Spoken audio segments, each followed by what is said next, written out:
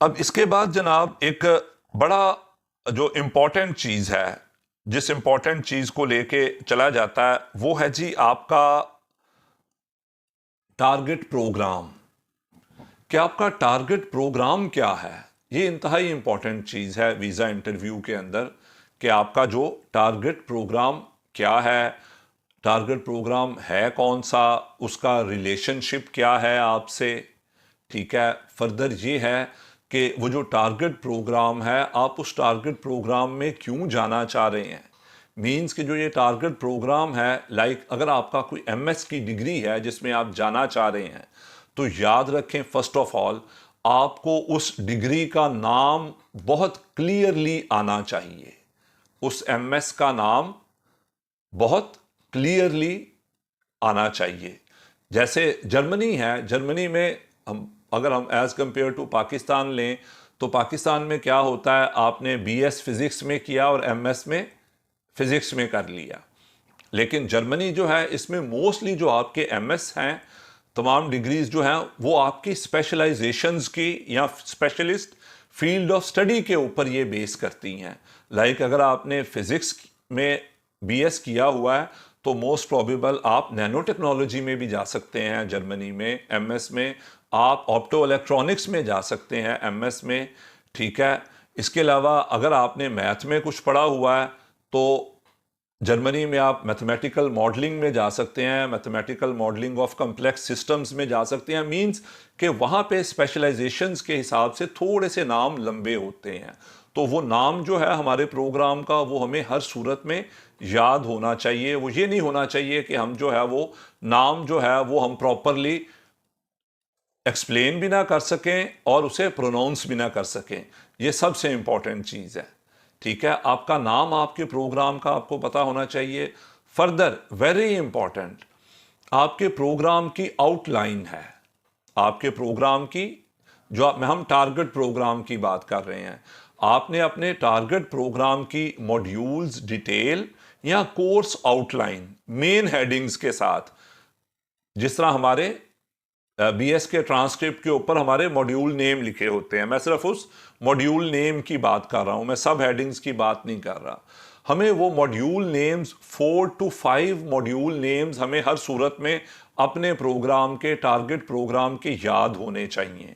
It's very important thing. वो आपसे आपका टारगेट प्रोग्राम पूछता है, आपको पता होना चाहिए कि जो टारगेट प्रोग्राम है, इसमें जो कोर मॉड्यूल हैं, ये 5 हैं, 4 हैं, 6 हैं। वो 4, 5, 6 ये आपको याद होने चाहिए हर सूरत में। ये वो आपसे पूछ भी सकता है, वो आपको लिखने के लिए भी दे सकता है, याद रखिए। मैं बात कर रहा हूं as reference to with reference to German embassy interview के, कि जो जर्मन एम्बेसी का इंटरव्यू है उसमें क्या है, वो आपको लिखने के लिए भी दे सकता है कि काइंडली आप जो है वो अपने को मॉड्यूल लिस्ट मुझे लिख दें। अब मॉड्यूल लिस्ट में अगर फ़र्ज़ करें 15 सब्जेक्ट हैं, तो 15 सब्जेक्ट तो किसी को याद नहीं होते, 4, 5, 6, 7 जितने आपको, लेकिन कोशिश करें maximum as much as can जो है, एज मैनी एज कैन जो आप अपने जो है वो आप रिमेंबर रख सकें, याद कर सकें। वो लाजमी जो है वो मॉड्यूल नेम आपको पता होने चाहिए। और फिर एक और आपने कोशिश करनी है कि मॉड्यूल नेम आपने वो याद रखने हैं जो मॉड्यूल नेम्स आपकी जो बीएस का ट्रांसक्रिप्ट है उसमें भी पाए जाते हों। मींस कि एमएस की मॉड्यूल लिस्ट में से हमने वो प्रोग्राम चूज करने हैं जो हमारे पास बीएस की हमारी लिस्ट में भी मौजूद हैं। समटाइम बहुत सारे प्रोग्राम जो हैं वो हम उनकी एडवांस जो है वो लेवल को स्टडी करने जा रहे होते हैं, लेकिन नाम उनका वही होता है। ये क्या होगा, ये आपको एक अच्छा रिलेशनशिप बिल्ड करने के लिए हेल्प आउट करेंगे आपके एमएस और बीएस की डिग्री के दरमियान। इन दोनों के दरमियान एक अच्छा रिलेशनशिप आपका, अगर वो आपको कहता है कि please relate your previous degree with your target MS program, तो वो क्या है, जो ये दोनों मॉड्यूल्स मैंने आपको बताया, ये दोनों इनको आपस में आपको रिलेट करना जो है वो काफ़ी आसान होगा। ये एक बड़ी एक इंपॉर्टेंट चीज़ है कि इन सब चीज़ों को आप रिलेट कर सकते हैं। अगर सिमिलर जो है वो आप कह लें कि डोमेन के मॉड्यूल्स होंगे, उन्हें आप इजीली एक्सप्लेन कर सकेंगे राइटिंग में भी और ओरली भी, कि जो है प्रीवियसली मैं इन तमाम मॉड्यूल्स के बेसिक नॉलेज मेरे पास है। बेसिक नॉलेज में आप एक दो टेक्निकल टर्मिनोलॉजीज भी इस्तेमाल कर सकते हैं। और now I want to study in Germany just to get advance knowledge of these domains. उसमें अगेन आप 3-4 टेक्निकल टर्मिनोलॉजीज इस्तेमाल कर सकते हैं। जो ये टर्मिनोलॉजीज हैं, ये टर्मिनोलॉजीज क्या करेंगी, ये आपको हेल्प आउट करेंगी रिलेशनशिप बिल्ड करने के लिए अपनी ओल्ड डिग्री के साथ अपनी नई डिग्री का, जो आपका एमएस का टारगेट का प्रोग्राम होगा। ठीक है जी, ये है हमारे प्रोग्राम कोर्स को लेके इंपॉर्टेंट चीजें जो हमें याद होनी चाहिए। और सेकंड थिंग इसमें यह है कि टारगेट आपका जो एमएस प्रोग्राम है या जो भी आपका बीएस प्रोग्राम है, you should know about structure of programme, कि उसका स्ट्रक्चर क्या है, कि वो कितने सेमेस्टर पे बेस है। अब जर्मनी है, जर्मनी में जो हमारे प्रोग्राम्स हैं एमएस के, वो 3 सेमेस्टर्स के भी अवेलेबल होते हैं, वो 4 सेमेस्टर्स के भी अवेलेबल होते हैं। मोस्टली जो पाकिस्तानी स्टूडेंट यहाँ से ट्रैवल करते हैं, they mostly use to have 4 semester ahead in their master. लेकिन उसकी वजह क्या है कि जो हमारी यहाँ पे बीएस की डिग्री है, वो जब हम उसकी जर्मन जो उनका ECTS सिस्टम, उसमें हम इसे अपने क्रेडिट आवर्स को कन्वर्ट करते हैं, तो वो 180 कन्वर्ट होते हैं। ठीक है, जो as recommended by higher education commission Pakistan, यानी कि हम अपने क्रेडिट्स को खुद मल्टीप्लाई करके उसे नहीं कर सकते। हमारी जो HEC है उसने इंटरनेशनली हमारी डिग्री को 180 ECTS का सबको ऑलरेडी प्रूव किया हुआ है कि ये 180 ECTS की है। जबकि जर्मनी में जो बीएस की डिग्री होती है वो 210 ECTS की है। मींस हम 30 ECTS पीछे होते हैं और हमें 30 ECTS एक्स्ट्रा पढ़ने पड़ते हैं। ठीक है, किसी वक्त में एक वक्त ऐसा था, अगर हम आज से 10 साल पीछे चले जाएं तो वो 30 ECTS most of time student अपने 3 सेमेस्टर के साथ ही पढ़ लेते थे। लेकिन अभी क्या है, अभी मोस्ट ऑफ टाइम तमाम यूनिवर्सिटीज़ जो हैं, जो बच्चा 30 ECTS लैग कर रहा होता है उसे 4th सेमेस्टर भी ऑफर करते हैं।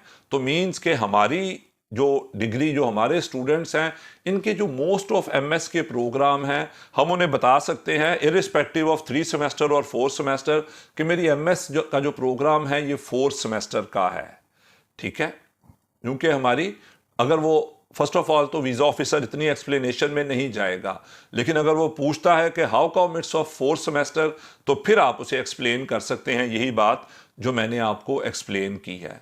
ये क्या है, ये एमएस प्रोग्राम का हमारा जो टारगेट प्रोग्राम है उसकी डिटेल हमारे पास बड़ी, हमें उसकी चीज़ों के बारे में बड़ी डिटेल से पता होना चाहिए। इसके अलावा जो ड्यूरेशन ऑफ योर प्रोग्राम है, ठीक है, एक डेट से लेकर दूसरी डेट तक, समटाइम ये इंटेंडेड ट्रैवल डेट भी होती है आपकी। ठीक है, आपकी इंटेंडेड ड्यूरेशन भी होती है। ठीक है, duration of your study programme ये भी हो सकता है। ठीक है, अब इसमें क्या है कि आपकी क्लासेस कब स्टार्ट होंगी ये भी आपको पता होना चाहिए। ये इंतहाई इंपॉर्टेंट चीज़ है कि आपकी क्लासेस कब स्टार्ट होनी है। ठीक है, एडमिशन लेटर को लेके 3 चीज़ें हैं। नंबर 1 जो है वो है इनरोलमेंट डेट क्या है आपकी। ठीक है, ये आपको पता होना चाहिए। सेकंड थिंग क्या है कि आपकी इंटेंडेड ट्रैवल डेट क्या है, आप किस डेट को ट्रैवल करना चाह रहे हैं। और थर्ड थिंग जो इंतहाई इंपॉर्टेंट है वो ये है कि आपकी क्लासेस कब स्टार्ट हो रही हैं। हम दोबारा से रिपीट करते हैं प्रोग्राम के लिए कि आपकी क्लासेस जो हैं, नंबर 1 चीज़ होगी कि इनरोलमेंट की डेट क्या है, सेकंड ये है आपकी इंटेंडेड ट्रैवल डेट क्या है, और क्लासेस आपकी कब स्टार्ट हो रही हैं। ये तीनों चीज़ें आपको बड़ी क्लियरली पता होनी चाहिए, ताकि अगर वीज़ा ऑफिसर आपसे पूछता है तो वो आप उसे एक्सप्लेन कर सकें। ये इंतहाई इम्पॉर्टेंट चीज़ है। और याद रखें, जो आपकी, जब आप ड्यूरेशन में 2 डेट्स देते हैं कि प्रोग्राम जो है वो दिसंबर 2023 में स्टार्ट होगा, 24 में स्टार्ट होगा और ये अक्टूबर 25 में ख़त्म हो जाएगा, यानी कि स्टार्ट डेट और एंड डेट। जो एंड डेट है ये जस्ट आप एक उसे टेंटेटिव डेट दे सकते हैं। ये कुछ स्पेसिफिकली नहीं है कि आप किसी से पूछने के लिए चले जाएं। जस्ट आफ्टर 4th सेमेस्टर की आप जो है वो एक टेंटेटिव डेट उसे दे सकते हैं कि जनाब मेरा जो ये प्रोग्राम है ये इस डेट को इसकी जो है वो एंड ड्यूरेशन है, यहाँ तक का मुझे वीज़ा चाहिए। ये भी एक इम्पॉर्टेंट चीज़ है इसके अंदर। और आपके टारगेट एमएस के प्रोग्राम को लेके एक और बड़ी जो है वो इंतहाई इम्पॉर्टेंट चीज़ है जिसे हम लेके चलते हैं, वो है जी आपकी स्कोप ऑफ योर प्रोग्राम। कि आपका प्रोग्राम का स्कोप क्या है, आपका प्रोग्राम का स्कोप क्या है।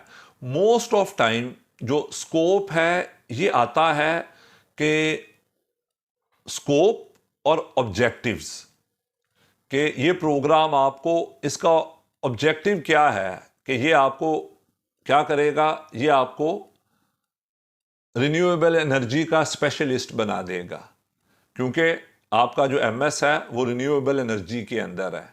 ठीक है, आप किसी भी इंडस्ट्री में रिन्यूएबल एनर्जी के ऊपर आप फर्दर मॉडर्न मशीनरी के ऊपर काम कर सकेंगे, मॉडर्न रिसर्च कॉन्सेप्ट पे काम कर सकेंगे। ठीक है, कुछ लोग स्कोप को इस चीज़ के लिए भी लेके जाते हैं, कुछ लोग स्कोप को कम्युनिटी के लिए भी लेके जाते हैं कि ये किस तरह की कम्युनिटीज़ को आपका ये प्रोग्राम जो है वो सर्व करेगा। ठीक है, ये ज़्यादा इसका सोशल इम्पैक्ट क्या है, इसका कम्युनिटी पे इम्पैक्ट, इंडस्ट्रियल इम्पैक्ट क्या होगा, इसका इकोनॉमिक इम्पैक्ट क्या होगा। ये जो सारी बातें हैं, इन सब चीज़ों का ना एक बड़ा आसान सा हल है। हमारी एक आदत है बीइंग अ पाकिस्तानी स्पेशली, ठीक है, बाकी लोगों का तो जो नेशंस और हैं उनका भी अपने अपने सब लोगों के एक जो है उनके टेम्परामेंट्स होते हैं लर्निंग के, लेकिन हम जो हैं हम ज़्यादातर उन प्रोग्राम्स को एक्सप्लोर नहीं करते जिन्हें हम पढ़ने जा रहे होते हैं। अगर हम उन प्रोग्राम को एक्सप्लोर करें तो याद रखें हमें उस प्रोग्राम की वेबसाइट के ऊपर लाजमी उसके ऑब्जेक्टिव और स्कोप मिलेंगे। ठीक है, हमेशा हमेशा याद रखें, जो सुनी हुई चीज़ है वो आप जल्दी भूल जाएंगे, लेकिन जो रिटन चीज़ होगी ना, जब उसे आप 2-3 दफ़ा पढ़ेंगे, एक तो वो आपका राइटिंग का एप्टीट्यूड डेवलप करेगी कि इसे लिखना किस तरह से है, इसने अगर ये लाइन ऐसे लिखी हुई है तो मैं भी इस लाइन को ऐसे लिख सकता हूँ। ठीक है, वो स्कोप को लाजमी पढ़ें। ठीक है, कि जो मेरी डिग्री है ये मुझे कहाँ लेकर जाएगी, हम किसी इंजीनियरिंग फील्ड में एंड करेंगे या हमें ये जो रिसर्च में कहीं आगे लेके जाएगी, स्पेसिफिकली क्या चीज़ है जो मुझे, जो स्पेसिफिकली ये डिग्री मुझे एट द एंड क्या प्रोवाइड करेगी, और मेरा स्कोप उसमें कितना वाइड होगा। इंडस्ट्रियल हो सकता है, इकोनॉमिक हो सकता है, उसका सोशल स्कोप हो सकता है। ठीक है, मीन्स क्या है, ये अगेन जो ये वाली चीज़ें हैं, ये चीज़ें आपको ओरली पूछी भी जा सकती हैं, आपको लिखने के लिए भी दी जा सकती हैं। तो ये आपके लिए बहुत अच्छा होगा कि आप 4-5 लाइनों में इन चीज़ों को अपनी इंग्लिश के अकॉर्डिंगली लिख लें, ताकि वो आपको कोई चीज़ करने के लिए देता है, वहाँ पे टाइम काफ़ी लिमिटेड होता है, तो उस लिमिटेड टाइम में आप ये सारे काम को खैर वाफियत से टाइमली मैनर में इसे आप लिख सकें। ये हमारे प्रोग्राम को लेके हमने ये काफ़ी इंपॉर्टेंट चीज़ें हैं जो हमने डिस्कस की हैं।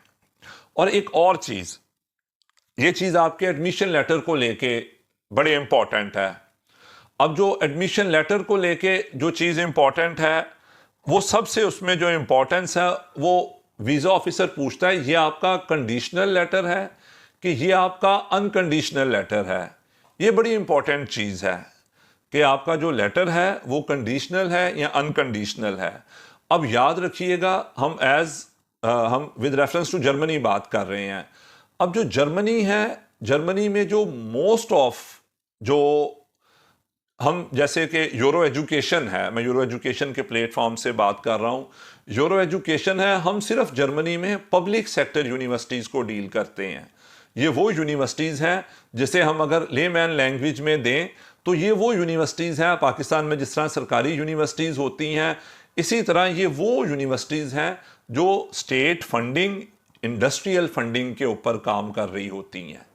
ठीक है, जो पब्लिक सेक्टर यूनिवर्सिटीज़ हैं, पब्लिक सेक्टर यूनिवर्सिटी से जब भी कोई लेटर आएगा वो हमेशा अनकंडीशनल लेटर होता है। वो लेटर जो पब्लिक सेक्टर यूनिवर्सिटी से आता है वो हमेशा अनकंडीशनल लेटर होता है। ठीक है, लेकिन कंडीशंस किस तरह की हो सकती हैं?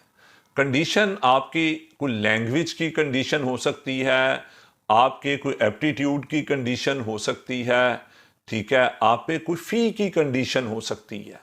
जो ये मैं बात कर रहा हूं, अब अगर हम एज कंपेयर टू उसे अगर हम प्राइवेट यूनिवर्सिटीज़ और पब्लिक सेक्टर यूनिवर्सिटीज़ को आपस में कंपेयर करते हैं, तो पब्लिक सेक्टर यूनिवर्सिटी के जो अनकंडीशनल लेटर हैं, पब्लिक सेक्टर यूनिवर्सिटी में जो कंडीशनल लेटर आएगा उसमें या तो आपकी लैंग्वेज की कंडीशन हो सकती है, लेकिन ये बहुत लिमिटेड है, जस्ट यानी कि आप इसे माइनर, शायद कोई एक आधी यूनिवर्सिटी इस तरह से एडमिशन्स को डील करती हो, या फिर पब्लिक सेक्टर यूनिवर्सिटी जो है ये आपको कंडीशन दे सकती है कि आपने फीस जमा करवानी है। अगर उस प्रोग्राम की फीस है तो एक हमारा कॉन्सेप्ट है यहाँ पे, उसे क्लियर करना बहुत ज़रूरी है कि जर्मनी में तमाम एजुकेशन जो है वो फ्री हैं। जर्मनी में पब्लिक सेक्टर यूनिवर्सिटीज़ में भी तमाम फील्ड ऑफ एजुकेशन फ्री नहीं है। जर्मनी में सिर्फ वो प्रोग्राम्स फ्री हैं जिनकी जर्मन्स को ज़रूरत है, जिनकी जर्मन इंडस्ट्री को ज़रूरत है, ठीक है, वो प्रोग्राम फ्री हैं।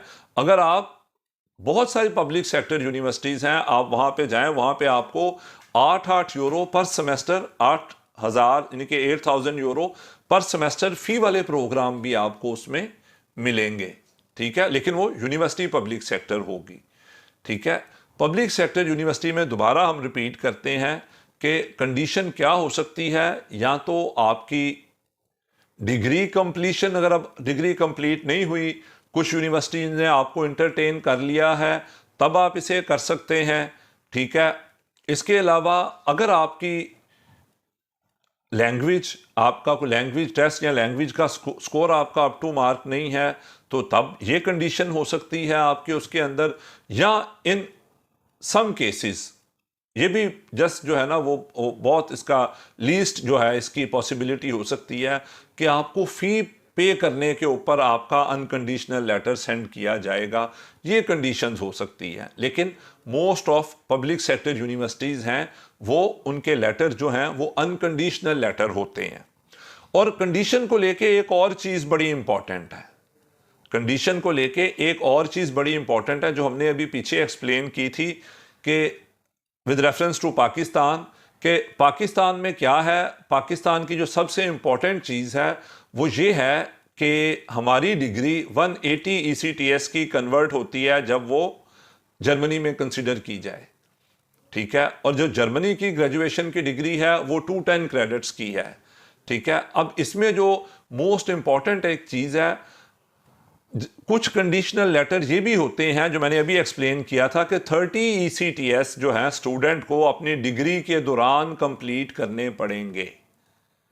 अब ये वो कंडीशन है जो वीज़ा लगने के बाद इंप्लीमेंट हो रही है। ये कंडीशन वो है जो ये ऑलमोस्ट तकरीबन तमाम स्टूडेंट्स को ये करनी पड़ते हैं, ऑलमोस्ट स्पेसिफिकली वो स्टूडेंट जिनकी डिग्री जर्मनी में 3 सेमेस्टर्स की MS की डिग्री है। तो अभी क्या है, उन्हें जो अपना जो ये 30 ECTS का गैप है, ये उन्हें वहाँ जाके उन्हें जो है वो इन्हें करना पड़ेगा। 30 ECTS वो अपनी डिग्री के दौरान या एक्स्ट्रा से 1 सेमेस्टर लेके वहाँ पे कंप्लीट करेंगे। अब जो ये वाली कंडीशन है, याद रखिएगा, ये कंडीशन ऐसी है जो जर्मन वीज़ा के बाद जर्मनी जाकर ये पूरी होने वाली कंडीशन है। इस तरह की कंडीशंस को हम जो है वो कंडीशन नहीं समझते। इस तरह की कंडीशन, वो कंडीशन जो वीज़ा लगने के बाद इंप्लीमेंट हो रही है, उसका जो लेटर है वो भी अनकंडीशनल लेटर होता है। ये एक बड़ी इंपॉर्टेंट एक बड़ा इंपॉर्टेंट पॉइंट था जो हमने ये कंडीशनल और अनकंडीशनल का जो है वो हमने वो डिस्कस किया है। इसकी भी बड़ी डिस्कशन होती है।